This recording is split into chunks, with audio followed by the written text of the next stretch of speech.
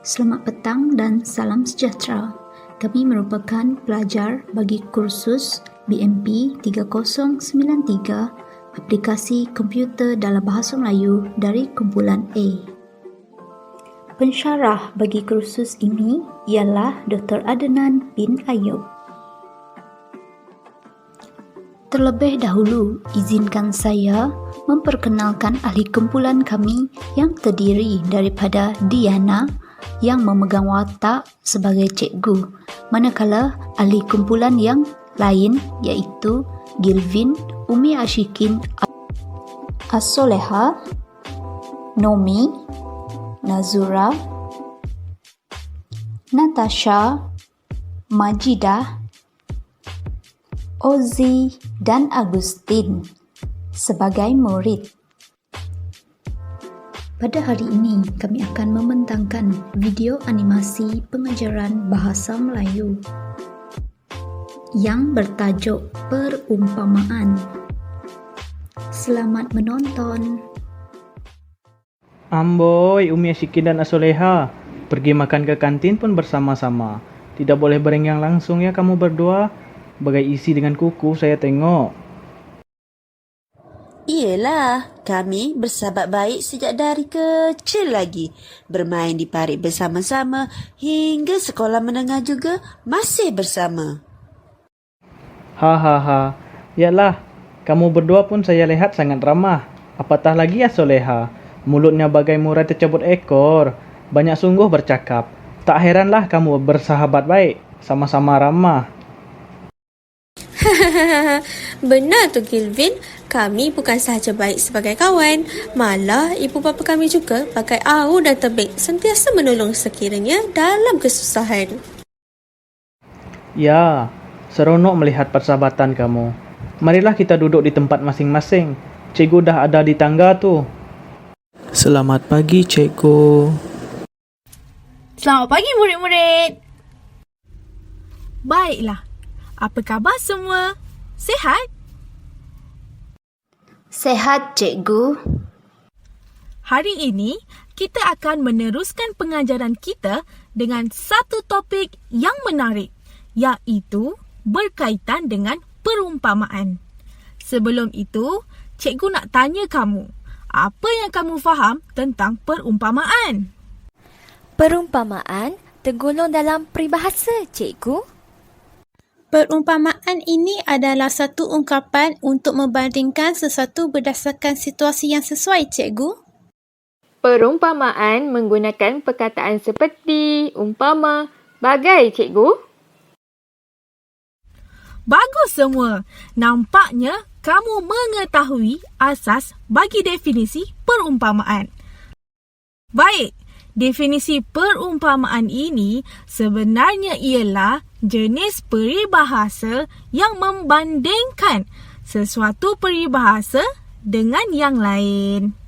Baik, bagaimana kita nak tentukan sama ada ia adalah simpulan bahasa, perumpamaan atau bidalan? Perumpamaan menggunakan kata-kata bandingan seperti bagai, laksana, seperti, umpama, ibarat dan macam untuk mengiaskan sesuatu secara perbandingan. Baik, sebelum kita belajar dengan lebih mendalam, cikgu mahu uji kefahaman kamu. Adakah kamu benar-benar jelas dengan maksud perumpamaan ini?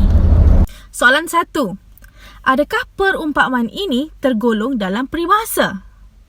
Betul, cikgu. Peribahasa terdiri daripada simpulan bahasa, pepatah, perumpamaan dan juga bidalan, cikgu. Bagus, tahniah. Seterusnya, soalan kedua. Bagai lipas kudung. Adakah contoh ini tergolong dalam perumpamaan? Betul, cikgu. Kerana hadirnya penggunaan bagai untuk menunjukkan ia adalah contoh perumpamaan. Wah, hebat benar kamu semua ya. Cikgu bangga dengan tahap kefahaman kamu. Baiklah, soalan yang terakhir iaitu soalan yang ketiga. Apakah perumpamaan yang sesuai untuk maksud pasangan yang sama cantik dan sama padan. Saya mahu jawab, cikgu. Jawapannya ialah bagai pinang dibelah dua. Baiklah murid-murid, mari kita teruskan pengajaran kita dengan satu tayangan cerita pendek untuk mengukuhkan lagi tahap kefahaman kita terhadap perumpamaan ini. Saya mahu awak perhatikan dengan jelas dan saya akan menyoal kemudian. Senja bakal berlabuh. Kamil berjalan kaki pulang ke rumah di bawah terik matahari. Jarak antara sekolah dan rumahnya tidaklah terlalu jauh. Namun, kerana cuaca yang panas membuatkan Kamil berjalan dengan lebih laju bagai kilat pantasnya. Bukan itu saja, Kamil juga terpaksa bergegas kerana memikirkan dia perlu bekerja di gerai Pak Mat demi menampung hidup Kamil dan adik-adiknya iaitu Nabil dan Nabila. Beginilah rutin kehidupan Kamil semenjak ibu bapanya meninggal dunia akibat kemalangan jalan raya. Hidup Kamil tidak ubah seperti sudah jatuh ditimpa tangga. Apabila dia terpaksa menanggung penderitaan tersebut pada usia sebegitu, kehidupan mereka adik-beradik boleh diibaratkan kais pagi, makan pagi, kais petang, makan petang. Hal ini kerana sejak kematian ibu bapanya, Kamil yang bertanggungjawab menjaga adik-adiknya yang masih bersekolah serta memerlukan perhatian yang secukupnya. Namun, perkara tersebut tidak langsung mematahkan semangat Kamil untuk terus berjuang hingga ke Menara Gading. Kamil juga merupakan seorang anak yang taat dan bertanggungjawab kerana didikan ayah dan ibunya. Bagai melentur bulu, biarlah dari rebungnya. Kehidupan yang sangat daif telah menjadikan Kamil semakin kuat dan bersemangat demi menampung persekolahannya serta adik-adiknya. Berbekalkan semangat juang yang tinggi, Kamil telah berazam untuk mengubah kehidupan mereka. Kamil mula mengamalkan amalan menabung daripada hasil titik peluknya sendiri. Kamil percaya dan berharap duit yang disimpannya akan memberi manfaat pada masa akan datang. Bak kata orang, sedikit-sedikit, lama-lama jadi bukit. Dalam kesibukan mencari rezeki, Kamil tidak lupa akan tuntutannya sebagai seorang pelajar. Kamil bijak menguruskan urusan kerja dan pelajarannya kerana tidak mahu yang dikejar tak dapat, yang dikendong berciciran. Bukan itu saja, Kamil juga bijak menguruskan masa seharian kerana menurut Kamil, masa itu emas. Pada sebelah petang, Kamil akan pergi bekerja dan pada sebelah malam pula, Kamil akan mengulang kaji mata pelajaran demi memperoleh kejayaan yang sudah menjadi harapan ibu bapanya. Kamil menjadi kuat apabila adik-adiknya dapat menerima dengan baik akan ketentuan ilahi. Pada suatu petang, di gerai tempat Kamil bekerja, datang seorang lelaki berumur dalam lingkungan 50 tahun. Lelaki tersebut ialah Tuan Idris yang merupakan sahabat lama bapa Kamil. Tuan Idris baru saja berpindah setelah lama menetap di luar negara. Betullah kata orang bahawa hujan emas di negeri orang, hujan batu di negeri sendiri. Kamil sangat kenal akan Tuan Idris kerana bapanya pernah bercerita mengenai Tuan Idris kepadanya. Tanpa membuang masa, Kamil menegur Tuan Idris.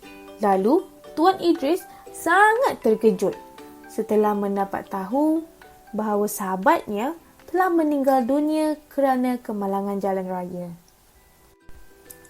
Tanpa berfikir panjang, Tuan Idris dengan baik hati mengajak Kamil dan adik-adiknya untuk tinggal bersama dengan beliau. Pada mulanya, Kamil menolak tawaran tersebut, tetapi Tuan Idris tetap berkeras dengan keputusannya. Sejak itu, Kamil, Nabil dan Nabila mula tinggal di banglo kepunyaan Tuan Idris. Kehidupan mereka kembali seperti biasa walaupun sudah kehilangan ibu bapa. Kamil sangat berterima kasih kepada Tuan Idris kerana sanggup mengambil mereka sebagai anak angkat di rumahnya. Oleh itu, Kamil berjanji akan membalas budi Tuan Idris dan tidak seakan-akan menjadi seperti kacang melupakan kulitnya. Baik, apa yang kamu faham tentang cerita yang ditayangkan sebentar tadi? Saya mahu jawab, Cikgu. Kesusahan yang dihadapi untuk menyara adik-beradik selepas kematian ibu bapa serta usaha yang dilakukan untuk terus bangkit. Bolehkah kamu berikan beberapa contoh perumpamaan yang terkandung dalam tayangan sebentar tadi? Sudah jatuh di tipe tangga, Cikgu, yang membawa maksud berturut-turut mendapat kesusahan di mana dia bukan sahaja kehilangan ibu bapa, malah perlu bekerja pada usia yang masih muda untuk menyara kehidupan, Cikgu. Bagus! Sekarang, apa makna bagi perumpamaan ini? Bagai melentur buluh, biarlah dari rebungnya. Maksudnya ialah ibu bapa mendidik anak dengan cara yang betul biar bermula dari mereka masih kecil, Cikgu. Apa makna pula perumpamaan ini? Hujan emas di negeri orang, hujan batu di negeri sendiri. Maksudnya ialah menarik mana pun tempat orang, kita tetap selesa dan suka dengan tempat kita sendiri. Baik, tahniah dan berikan tepukan kepada diri kamu. Di sini saya ada kepilkan perumpamaan dan juga makna perumpamaan sebagai rujukan untuk kamu. Sebelum kita mengakhiri kelas kita pada hari ini, Cikgu ada sediakan beberapa soalan untuk kamu jawab sementara masa masih ada. Saya minta kamu untuk memilih jawapan yang sesuai dan juga tepat, ya. Boleh, Cikgu? Saya akan berikan kamu masa 10 minit untuk menjawab soalan yang diberikan. Kemudian, kita akan berbincang jawapannya bersama-sama.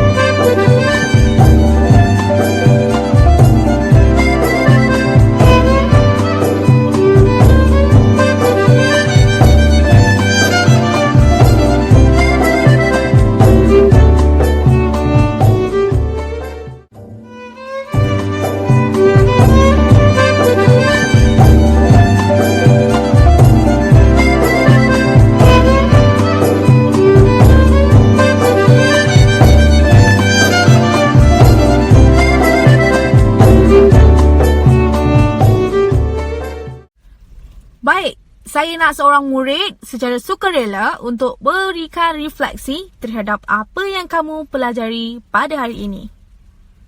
Saya nak cuba, Cikgu. Pada hari ini, saya dapat menambah ilmu pengetahuan berkaitan perumpamaan kerana perumpamaan ini sudah jarang digunakan dalam perbualan seharian. Jadi, saya boleh meningkatkan kefahaman dan aplikasikannya dalam perbualan dan juga penulisan karangan. Alhamdulillah, tahniah dan syabas. Baiklah, masa kita dah tamat. Terima kasih semua. Terima kasih, Cikgu.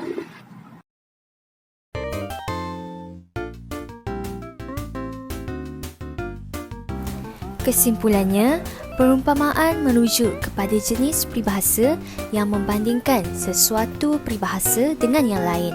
Sehubungan dengan itu, perumpamaan menggunakan kata-kata bandingan iaitu bagai, laksana, seperti, umpama, ibarat dan macam untuk mengiaskan sesuatu secara perbandingan.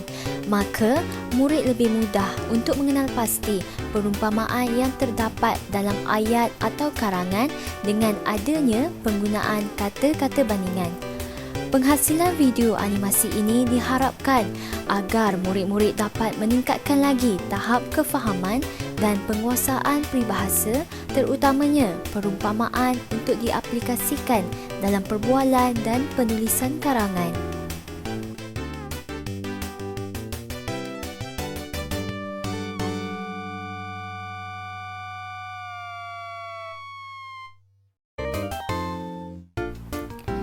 Video animasi ini dihasilkan bagi memenuhi kehendak tugasan kursus aplikasi komputer dalam bahasa Melayu BMP 3093. Kandungan yang terdapat dalam video animasi ini berdasarkan sumber yang tepat dan sesuai untuk rujukan murid-murid dalam usaha untuk memantapkan penguasaan perumpamaan dalam peribahasa.